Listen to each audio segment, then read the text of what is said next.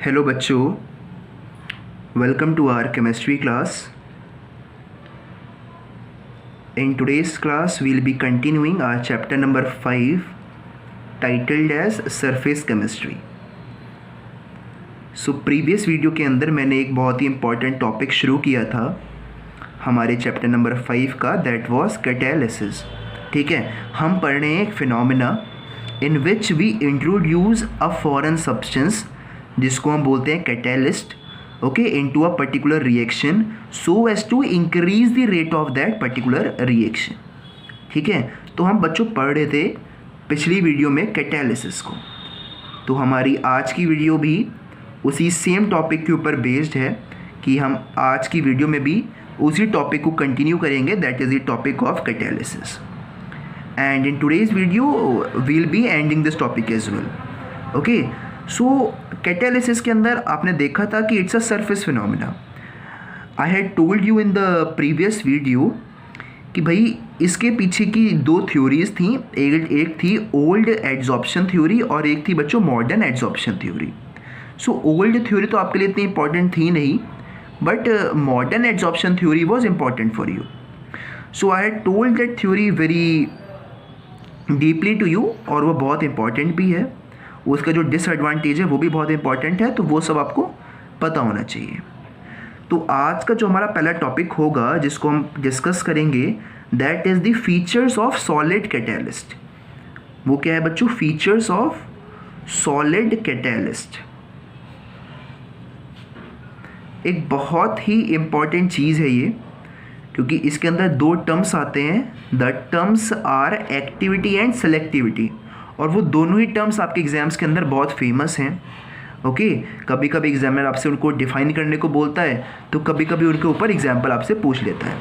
Okay, that is they ask you that give me a example of a chemical reaction to show this particular feature of a solid catalyst. तो उसके दो features हैं, दोनों को एक एक करके डिस्कस करेंगे. तो बच्चों पहला इंपॉर्टेंट फीचर है एक्टिविटी और दूसरा इंपॉर्टेंट फीचर है selectivity. So let's talk about each and every factor one by one. तो पहला फीचर, जैसा कि आपको नाम से ही दिख रहा होगा, है बच्चों एक्टिविटी. एक्टिविटी मतलब जो काम हमारा कैटालिस्ट कर रहा है उसके बारे में हम डिस्कस करेंगे. सो मैंने आपसे बच्चों प्रीवियस वीडियो में बात करी थी about the modern adsorption theory, जहाँ पर हमने आपको बताया था कि एक कैटालिस्ट क्या करता है. एक कैटालिस्ट केमिकली कैसे हिस्सा लेता है एक रिएक्शन के अंदर. वो हिस्सा लेता है by the process of adsorption, यानी कि जो भी आपके पास रिएक्टिंग स्पेसीज हैं वो उनको अपने ऊपर एड्जॉर्ब करता है. और एड्जॉर्ब किस तरह से करता है? By the process of chemisorption. By the process of chemisorption, यानी कि जो कैटालिस्ट के मॉलिक्यूल्स हैं वो एक केमिकल बॉन्ड फॉर्म करते हैं बिटवीन दी रिएक्टेंट्स. सो यही होती है उस पर्टिकुलर कैटालिस्ट की एक्टिविटी, कि वो किस तरह से एक केमिकल बॉन्ड फॉर्म करेगा बिटवीन दी रिएक्टिंग स्पेसीज. उसी को हम एक्टिविटी बोलते हैं. क्योंकि ध्यान से देखो बच्चों, पहली बात, ये जो बॉन्ड ये बना रहा है, it must be strong enough so that कि ये इसको रिटेन कर पाए. ऐसा ना हो कि भाई इसने ए को अभी रखा और इतने बी को रख ही रहा था, यानी कि बी के बीच में बॉन्ड फॉर्म ही कर रहा था, कि इतने में ए का जो बॉन्ड है वो टूट गया और ए वहाँ से हट गया. सो ऐसा भी नहीं होना चाहिए. यानी कि the bond between the catalyst and the reacting species must be quite strong so that the reactant molecule must be retained on the catalyst. ठीक है, ये एक उसकी एक्टिविटी होनी चाहिए हमारे कैटालिस्ट की. और दूसरी एक्टिविटी ये भी होनी चाहिए कि भाई जो बॉन्ड बनाया है कहीं वो इतना स्ट्रॉन्ग ना हो जाए कि ये ए जो मॉलिक्यूल है, जो रिएक्टिंग स्पेसीज ए है, ये इंटरमीडिएट कंपाउंड फॉर्म होने के बाद इस साइड से हट ही ना पाए. ओके, इतना स्ट्रॉन्ग भी ना हो, फिर फ़ायदा ही क्या होगा. ओके, अगर हमारे पास इंटरमीडिएट कंपाउंड, हमारा प्रोडक्ट बाहर हट ही नहीं पा रहा है हमारे कैटालिस्ट पे से, सो हमें प्रोडक्ट मिल ही नहीं रहा एक्चुअली में, तो वो तो कैटालिस्ट के ऊपर ही है अभी. सो इतना स्ट्रॉन्ग बॉन्ड भी नहीं होना चाहिए. सो एक्टिविटी के अंदर हमने ये पढ़ा कि भाई activity depends upon the strength of the chemisorption और the chemical bond formed within the molecules of catalyst and the reacting species. ठीक है, ये इतना वीक भी ना हो कि एकदम से डिफ्यूज़ हो जाए, इतना स्ट्रॉन्ग भी ना हो कि ये यहाँ पर ही इमोबिलाइज रह जाए, ओके, ताकि यहाँ से हटे ही ना। सो ये दो बातें इसमें इंपॉर्टेंट है whenever I talk about the term activity of catalyst. But एक बात ध्यान रखना कि एक्टिविटी अपने आप में क्या है, एक्टिविटी है भाई strength of this chemical bond, ठीक है।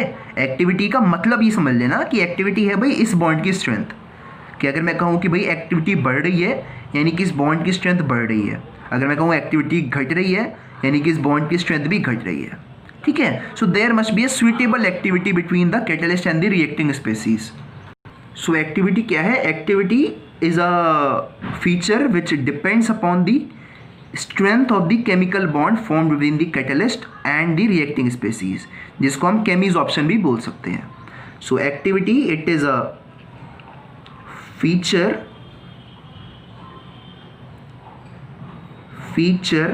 that basically depends upon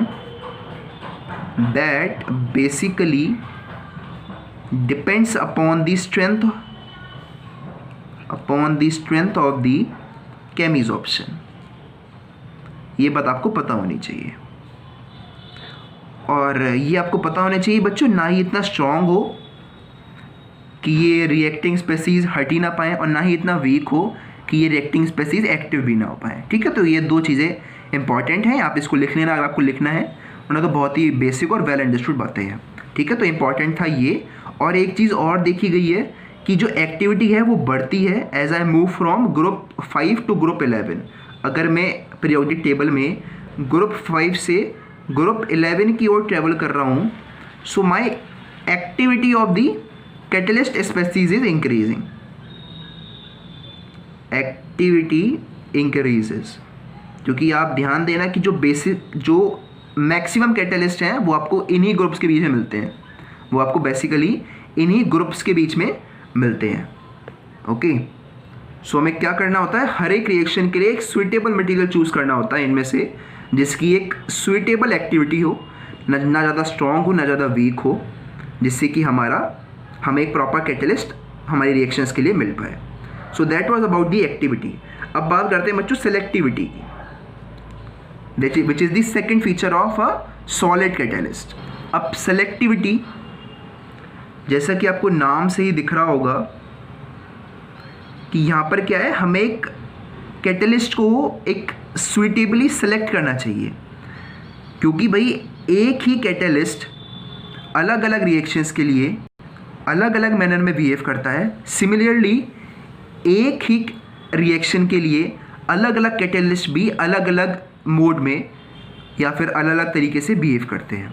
so selectivity is very very important कि भाई हमें प्रोडक्ट चाहिए क्या, रिएक्टेंट्स तो हमारे पास अवेलेबल हैं, बट ये हमारा ध्यान होना चाहिए कि हमें प्रोडक्ट्स चाहिए कैसे, उसको देखने पर ही हमें अपने कैटलिस्ट को चूज़ करना चाहिए, ठीक है। यानी कि selectivity is also a very important feature of a catalyst which determines the formation of products.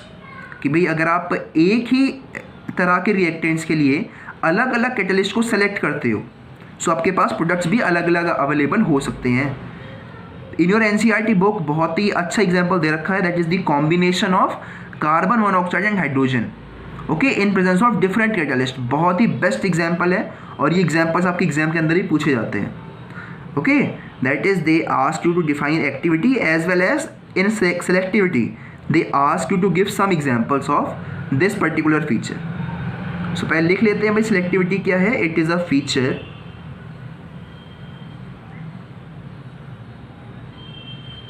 which determines the ability of a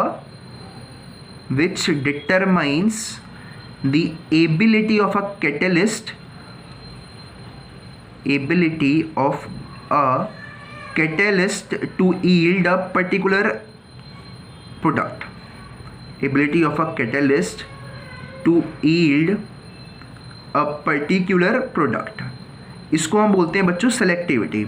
इसको आप और अच्छे समझ पाओगे when I will be showing you the example of this process of selectivity, जिससे आप ये समझ पाओगे कि मैं एक ही कैटलिस्ट को हर एक रिएक्शन के लिए यूज़ नहीं कर सकता, ओके।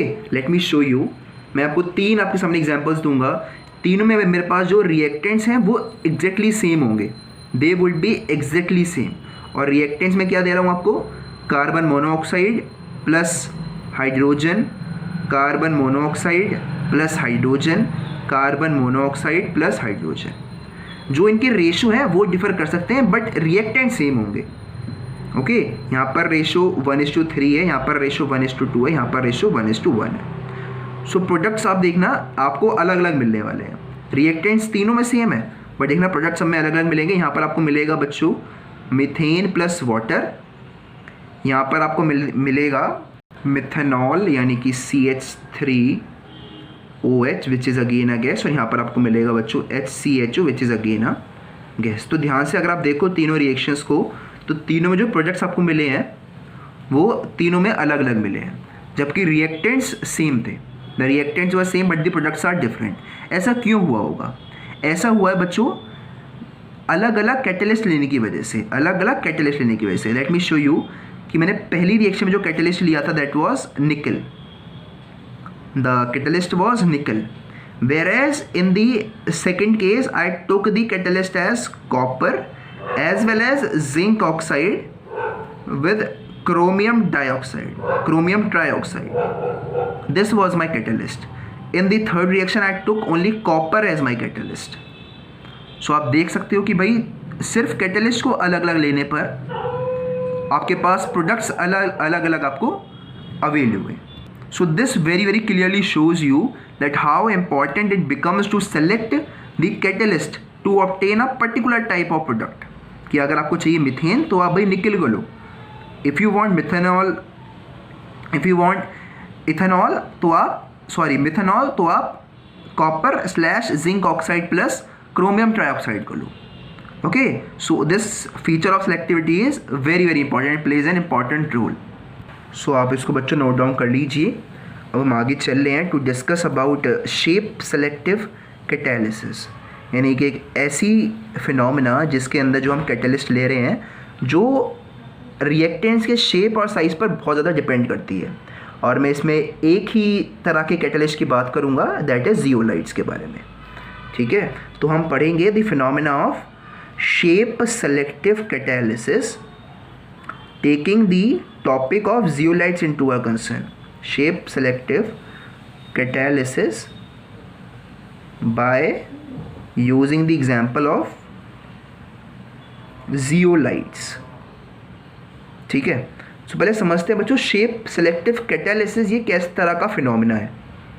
तो शेप सेलेक्टिव कैटालिसिस एक इस तरह का फिनोमेना है जो कि डिपेंड करता है on the structure of the catalyst, कि भाई किस शेप में आपका कैटालिस्ट है, क्या वो पोरस है या फिर क्या वो किस पर्टिकुलर 3D स्ट्रक्चर के शेप में है, और उसी के साथ वो डिपेंड इस पर भी करता है कि क्या साइज़ है आपके रिएक्टेंट्स का। ओके, रिएक्टेंट्स के मॉलिक्यूल्स का, उस पर भी वो फिनोमेना ऑफ कैटालिस्ट डिपेंड करता है। तो उसको हम बोलते हैं बच्चों शेप सेलेक्टिव कैटालिसिस। तो इसको आप लिख लीजिए that it is the phenomena in which the catalytic reaction, ये IC है, the catalytic reaction depends upon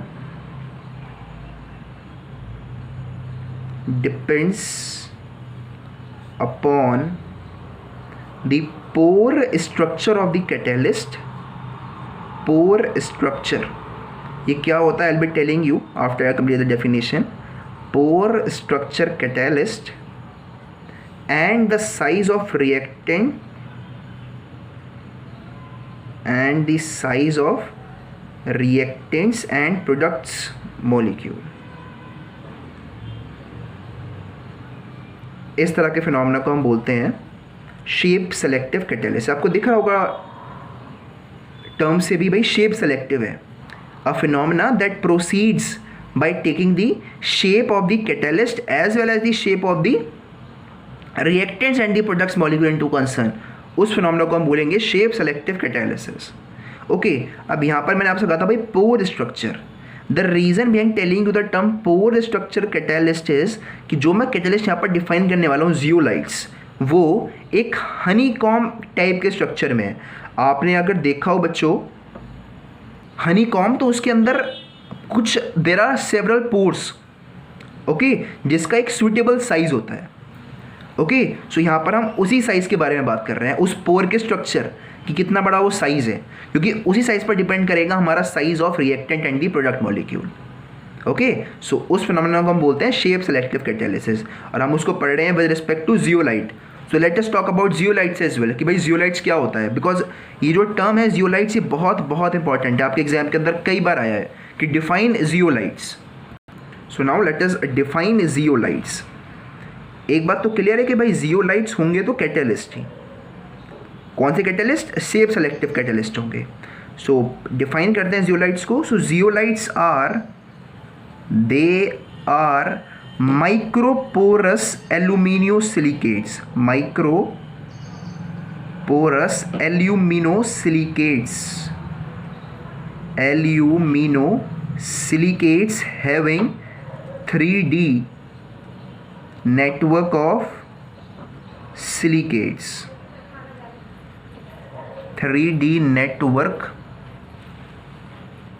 of silicates in which some silicates are replaced by the atoms of aluminium।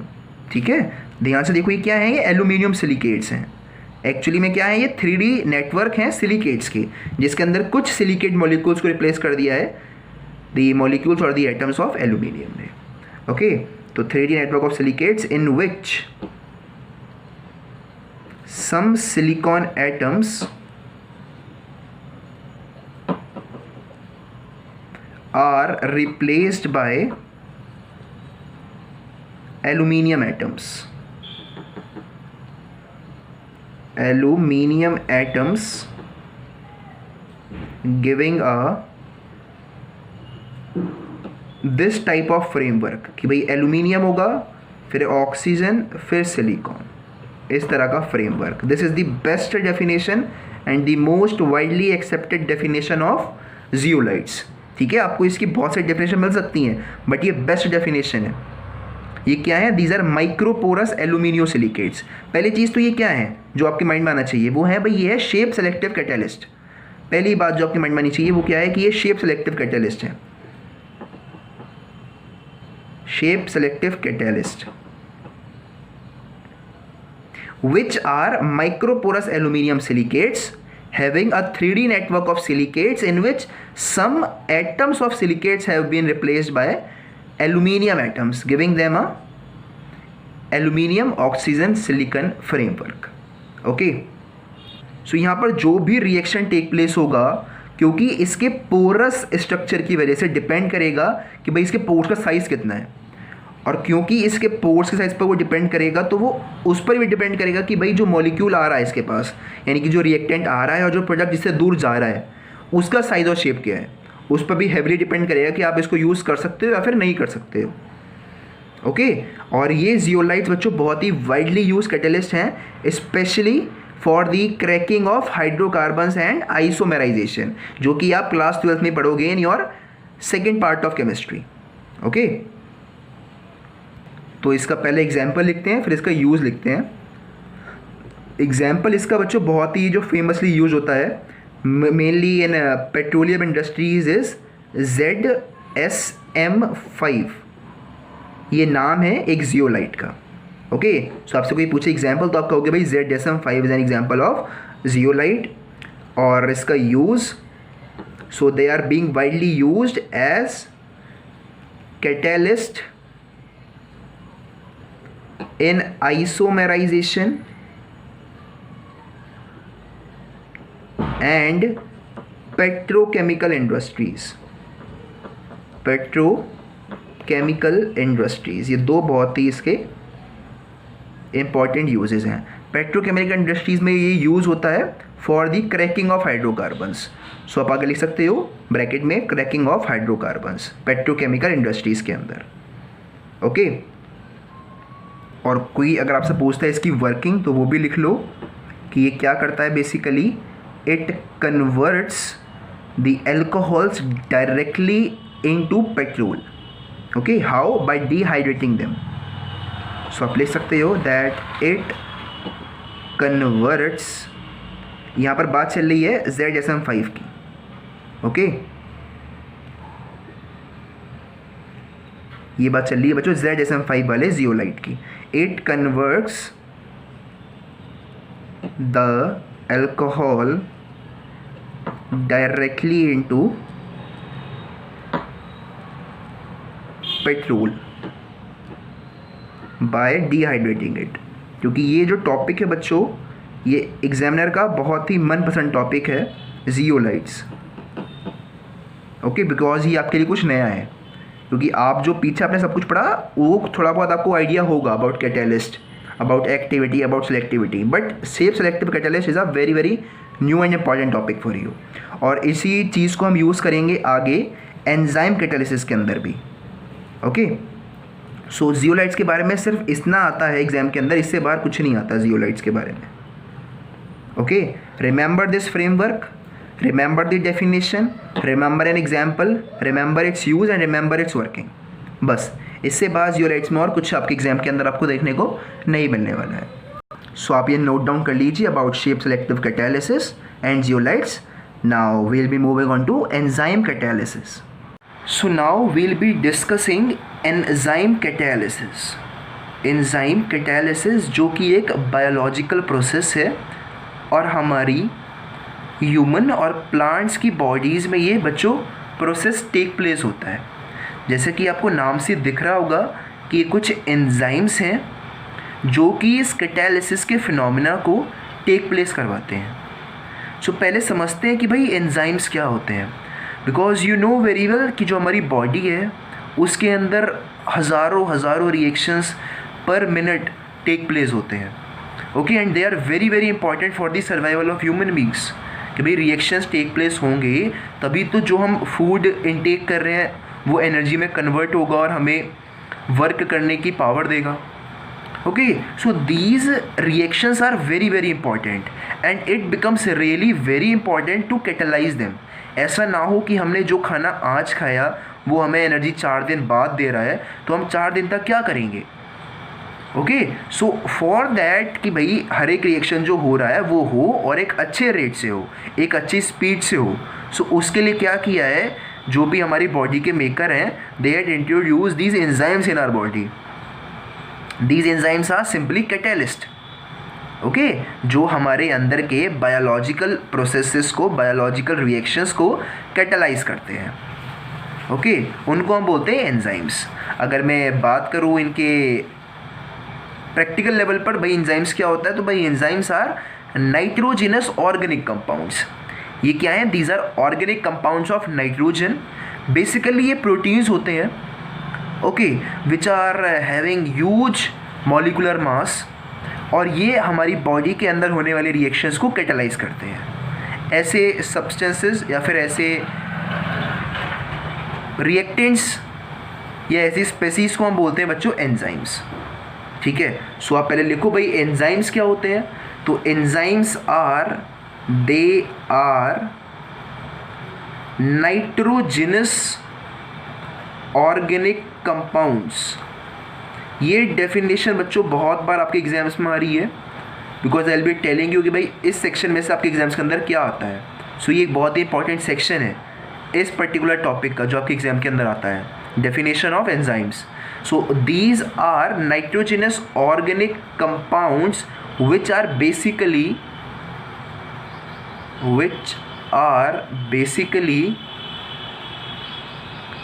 protein molecules of high molecular masses which catalyze a number of reactions in our body, or the body of plants and animals, which catalyze a number of reactions in the body of plants and animals. देखो आपको ये शायद लंबी लग रही हो this definition of enzymes, but आप अगर समझ के देखो इसको तो बहुत ही सिंपल डेफिनेशन है। मेरे को ये याद है ओके, और आपके सामने मैंने अभी अभी ये लिखी है बिना कहीं से देखे। सो ध्यान से देखो तो ये क्या है भाई, पहली बात समझनी है कि नाइट्रोजनस ऑर्गेनिक कंपाउंड्स हैं जो कि बेसिकली प्रोटीन्स हैं जिनका जो मॉलिक्यूलर मास है बहुत ज़्यादा है, और ये करते क्या है, ये कैटालाइज करते हैं अ नंबर ऑफ रिएक्शंस को जो कि प्लांट्स और एनिमल्स के अंदर टेक प्लेस होती है, यानी कि लिविंग स्पेसीज के अंदर टेक प्लेस होती है, उनको ये कैटालाइज करते हैं। और क्योंकि ये लिविंग स्पेसीज के अंदर रिएक्शंस को कैटालाइज कर रहे हैं तो इसीलिए इन एंजाइम्स को हम बायोकेमिकल कैटलिस्ट भी बोलते हैं। किसको बोलते हैं? सिर्फ एंजाइम्स को क्या बोलते हैं? Biochemical catalyst are also called as biochemical catalyst. Now the reason behind telling you this is कि मैंने एक बार ये एक्सपीरियंस किया हुआ है कि one of my friend who was giving his board exams with me, वो क्या कर रहा था, he use to study chemistry from a guide of some particular publisher. So उन्होंने उस समय पर क्या किया, when he was studying enzyme catalyst, तो वहाँ पर मटेरियल बहुत सारा गिवन होता है जिसमें से कुछ लगता है कि इंपॉर्टेंट है, कुछ लगता है इंपॉर्टेंट नहीं है। So he left the line in which the publisher has mentioned that enzymes को हम बायोकेमिकल कैटलिस्ट भी बोलते हैं। ठीक है, अब वो इसको भूल गए, उन्होंने ये पढ़ा नहीं। सो क्या हुआ, एग्जाम के अंदर आया डिफाइन बायोकेमिकल कैटलिस्ट, उसने एंजाइम वगैरह कुछ नहीं दिया, he said define biochemical catalyst and now he left this question, he thought it is out of syllabus, so he left it out. But आपकी NCERT is more than sufficient for your board examinations. So इसलिए ये important है कि आप समझो कि हम enzymes को ही बायोकेमिकल कैटलिस्ट भी बोलते हैं, और इस फिनोमिना को, इस एंजाइम कैटालिसिस के फिनोमिना को बायोकेमिकल कैटालिसिस भी बोला जाता है। ठीक है, so it's a very very important thing that must be noted bye you. तो अब और अच्छे समझने की कोशिश करते हैं कि भाई एंजाइम्स क्या होता है, और फिर हम पढ़ेंगे भाई क्या मैकेनिज्म होता है इस कैटालिसिस का, कि ये कैसे हमारी रिएक्शंस को कैटालाइज करते हैं। तो बच्चों एंजाइम्स क्या है, ये एक नाइट्रोजनस ऑर्गेनिक कंपाउंड्स हैं। ठीक है, सो इन एंजाइम्स के ऊपर कुछ कैविटीज़ प्रेजेंट होती हैं। क्या होती हैं? कुछ कैविटीज़ प्रेजेंट होती हैं जिनका कुछ पर्टिकुलर शेप होता है। ओके, आपने देखा होगा कि जैसे चाबी होती है तो जो चाबी का बेस होता है that is rectangular basically in shape, और इस रेक्टेंगल शेप के ऊपर कुछ सर्टेन शेप के और आयरन पीसेस लगे होते हैं जो कि आपके लॉक के अंदर फिट होते हैं।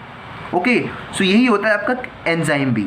एंजाइम क्या है? एक नाइट्रोजनस ऑर्गेनिक कंपाउंड है जिसके ऊपर ये कैविटीज़ कहलाते हैं। ये क्या है बच्चों? कैविटीज़ हैं which are basically organic compounds.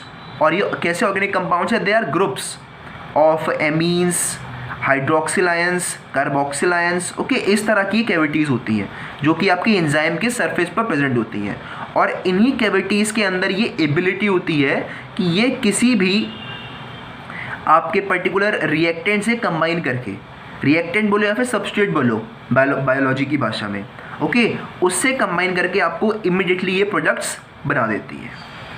So this is actually the mechanism of enzymes catalysis. कि क्या है कि भाई एंजाइम्स के ऊपर कुछ शेप स्पेसिफिक कैविटीज़ प्रेजेंट होती है जो कि आपके सबस्ट्रेट या फिर रिएक्टेंट्स के अंदर अटैच होती हैं। And let me tell you, these cavities are highly specific in nature, they are highly specific in nature. यानी कि जैसे कि हमने पढ़ा था पीछे सेलेक्टिविटी ऑफ कैटालिस्ट, तो वहाँ पर हमने आपको बताया था कि भाई ऐसा पॉसिबल नहीं है कि एक ही कैटालिस्ट हर एक रिएक्शन को कैटालाइज कर देगा। तो ऐसे ही हमारी बॉडी के अंदर भी होता है कि हर एक रिएक्शन को एक ही कैटालिस्ट कैटालाइज नहीं कर सकता। आपने देखा होगा आपके पास अगर कई सारे लॉक्स हैं तो उनके लिए चाबी भी अलग अलग होती हैं, एक ही चाबी हर एक लॉक को नहीं खोल सकती। उसी तरह से हर एक एंजाइम हर एक रिएक्शन को कैटालाइज नहीं कर सकता।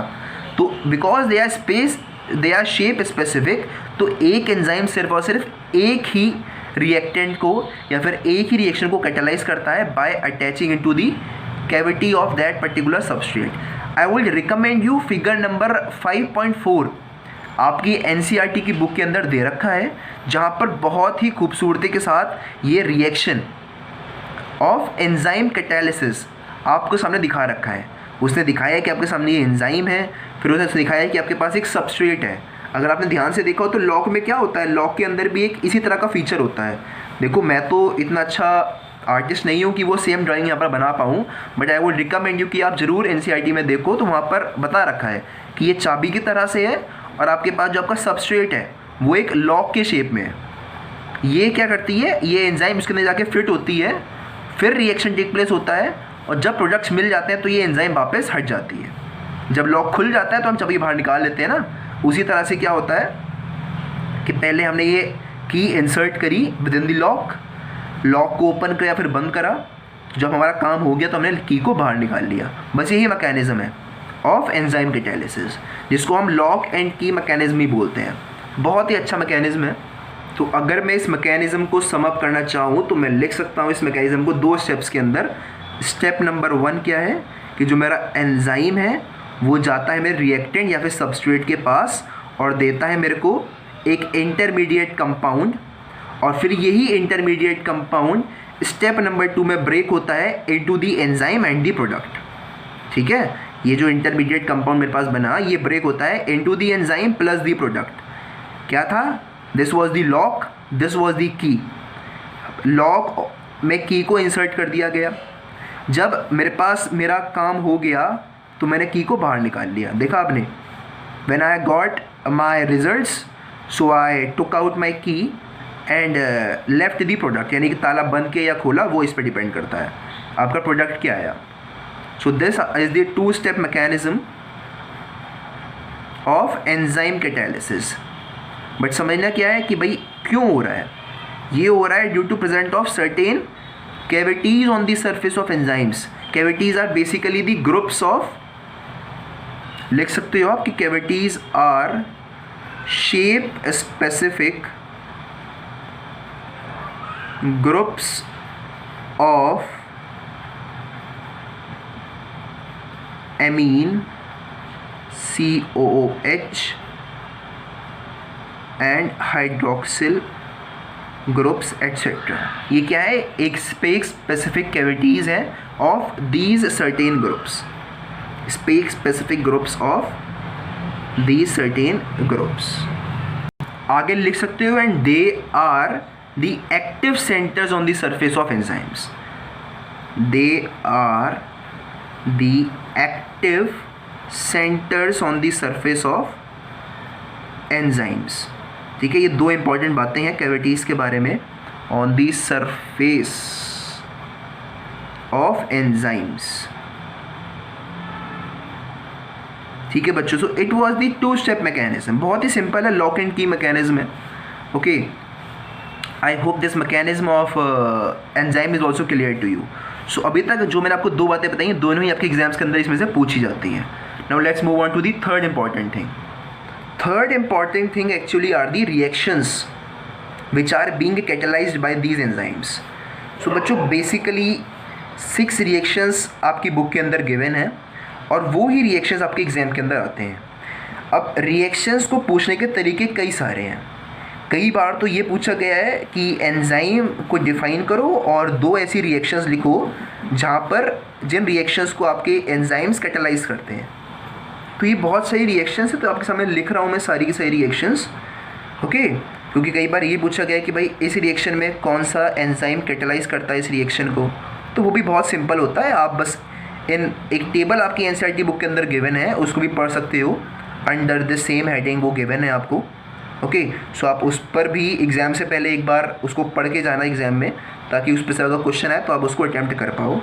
बट मैं यहाँ पर लिखवा देता हूँ कुछ रिएक्शंस।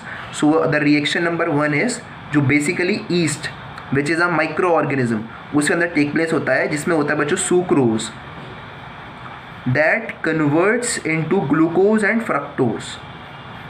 एक बहुत ही कॉमन रिएक्शन है ग्लूकोज एंड फ्रक्टोज, और जो एंजाइम इसको कैटलाइज कर रहा है, ये तो रिएक्शन हो गई, बट इसको कैटलाइज करने वाला एंजाइम कौन सा है, इन्वर्टेज है, invertase.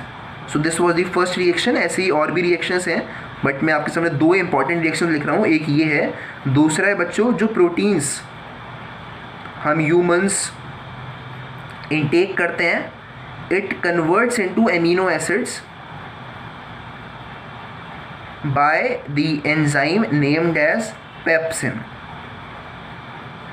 Very very important enzyme that works with in the stomach of human beings. ठीक है, ऐसे ही आपके बुक के अंदर 6 अलग अलग रिएक्शंस गिवन है, आपको ऑल दी 6 पढ़नी है।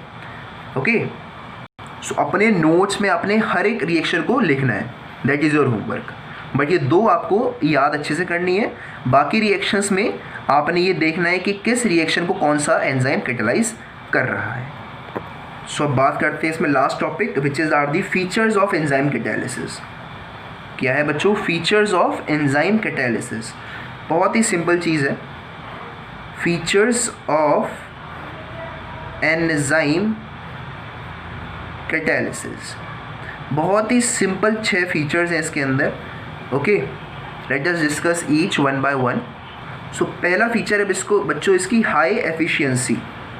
हाई एफिशिएंसी, देखो इसका मतलब ये है कि एक एंजाइम आपके पास हाईली एफिशिएंट है, एंजाइम का एक एक मॉलिक्यूल बहुत ही एफिशिएंट है, यानी कि उसके अंदर ये एबिलिटी है कि वो millions and millions of molecules of the reactants को एक ही साथ एक सर्टेन टाइम इंटरवल में कैटेलाइज कर सकता है। ठीक है, यानी कि एक एंजाइम के अंदर ये एबिलिटी है कि वो इतने number more than 1 million number of reactant molecules को कैटेलाइज कर सकता है। ये है एफिशिएंसी का मतलब। अब दूसरी बात करते हैं, तो बच्चों वो आप पहले देख चुके हो ऊपर वाले मैकेनिज्म में कि ये हाईली स्पेसिफिक होते हैं। जैसे कि हमने देखा था when I was talking about selectivity of catalyst, तो वहाँ पर हमने देखा था कि कैटेलिस्ट आर हाईली स्पेसिफिक, कि एक कैटेलिस्ट हर एक रिएक्शन के लिए काम नहीं करेगा, आपको अलग अलग रिएक्शंस के लिए अलग अलग कैटेलिस्ट चाहिए होगा।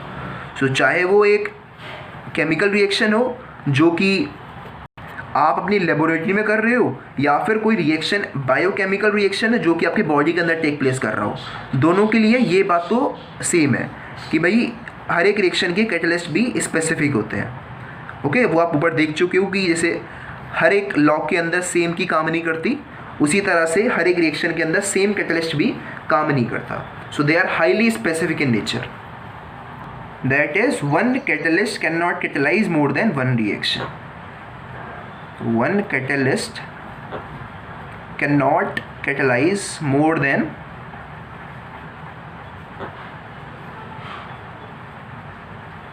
one reaction. Now let's move on to third point, very very simple point कि भाई ये एक्टिव होते हैं किसी एक टेम्परेचर की रेंज में। ओके, मतलब इनके लिए भी कुछ सर्टेन कंडीशंस हैं जो कि सेटिस्फाई होनी चाहिए, तभी आपके एंजाइम्स काम करेंगे। आपने देखा होगा कि अगर आपको बुखार होता है, so you feel very tired, आपको लगता है कि मेरी बॉडी नॉर्मली फंक्शन नहीं कर रही। तो नॉर्मली फंक्शन क्यों नहीं कर रही? क्योंकि उसके अंदर नॉर्मल केमिकल रिएक्शंस जो कि होने चाहिए थे वो हो नहीं पा रहे हैं। और वो हो क्यों नहीं पा रहे हैं? Due to this malfunctioning of enzymes, क्योंकि ये जो एंजाइम्स हैं ये एक पर्टिकुलर ऑप्टिमम टेम्परेचर रेंज में ही काम करते हैं। Okay, so this is only the reason for writing the third point, that highly active under optimum temperature. Optimum temperature कि भाई एक टेम्परेचर की रेंज है, बेसिकली ये टेम्परेचर की रेंज होती है 25 से 35 डिग्री सेल्सियस के बीच में। यानी कि अगर मैं इसको लिखूँ केल्विन में, सो लिख सकते हो आप 298 से 310 केल्विन की रेंज में ही ये हाईली स्पेसिफिक होते हैं, हाईली एक्टिव होते हैं, सॉरी। इससे कम या ज़्यादा टेम्परेचर पर इनकी जो एक्टिविटी है वो बहुत ही कम हो जाती है। So now let's move on to the point number 4 which talk about the pH level, कि भाई इनके भी एक पीएच लेवल है, that highly active under optimum pH, कि इनके पीएच लेवल है that varies basically from 5 to 7 pH। Optimum pH level that is from 5 to 7 pH की रेंज इनकी होनी चाहिए, which is basically acidic in nature, कि इनको एसिडिक मीडियम चाहिए फॉर बीइंग हाईली एक्टिव। ठीक है, it was the point number 4. Now the point number 5 is which says that their activity increases in the presence of activators and coenzymes. Their activity increases in presence of coenzymes. अब बच्चों coenzymes क्या होते हैं? Coenzymes are certain substances और species which increase the enzymatic activities, कि जो भी ये कैटालाइज करते हैं जिस रिएक्शन को, वहाँ पर ये काम करते हैं as the substances which increase their activity. Okay, और ये कोएंजाइम्स बेसिकली विटामिन्स होते हैं कि इनके प्रेजेंस में इन एंजाइम्स की जो एफिशिएंसी है वो बढ़ जाती है।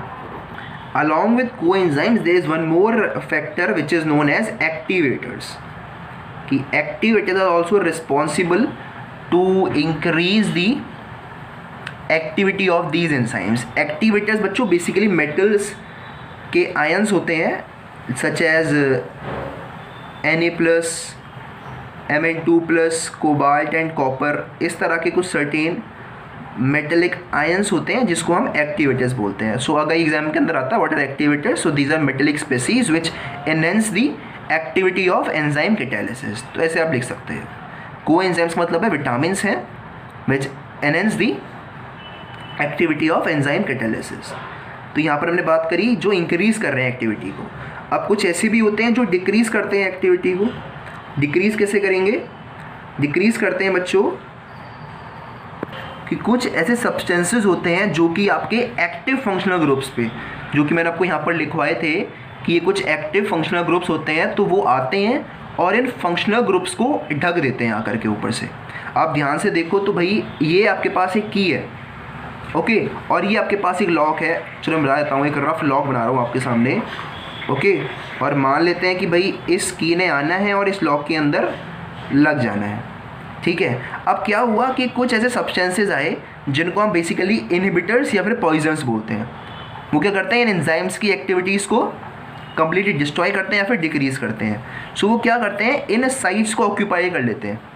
जैसे कि मान लेते हैं कि एक पॉइजन या फिर इनहिबिटर आया, उसने यहाँ पर क्या किया? इस साइट को ऑक्यूपाई कर लिया। तो जब उसने इस साइट को ऑक्यूपाई कर लिया तो क्या ये अब की जो है फिट हो पाएगी? इसमें नहीं हो पाएगी, क्योंकि अब उसके पास यहाँ पर ऑब्स्ट्रक्शन हो गया है। तो अब ये जो काम करती एंजाइम वो नहीं कर पाएगी। ओके, सो ये ही ऐसे फंक्शन करते हैं आपके इनहिबिटर्स या फिर poisons. So this is simply the point number 4 and the last point, sorry point number 6, that is inhibitors and poisons decrease or completely destroy